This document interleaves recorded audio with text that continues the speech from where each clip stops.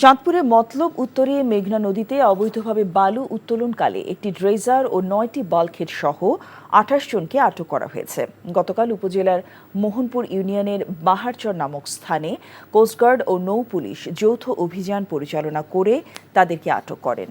রাতে চাঁদপুর নৌ পুলিশের পক্ষ থেকে প্রেস বিজ্ঞপ্তিতে এসব তথ্য নিশ্চিত করা হয়। আটক ব্যক্তিরা চাঁদপুর, নারায়ণগঞ্জ সহ দেশের বিভিন্ন জেলার বাসিন্দা।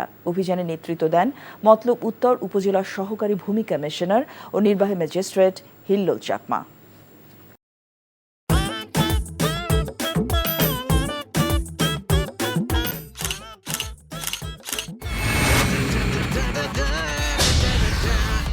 Thank you so much.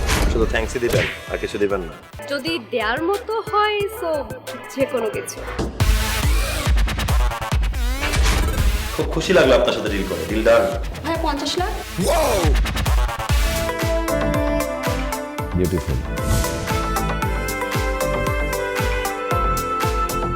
আমি চাচ্ছি এই থার্ড ডেতে তোমাদের এনগেজমেন্টটা করে ফেলো।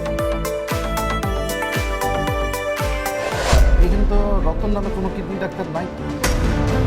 আপনি চিটার বাটপারে পাল্লায় পড়ছেন। আল্লাহ রে, আমি কি করবো রে আল্লাহ রে আল্লাহ।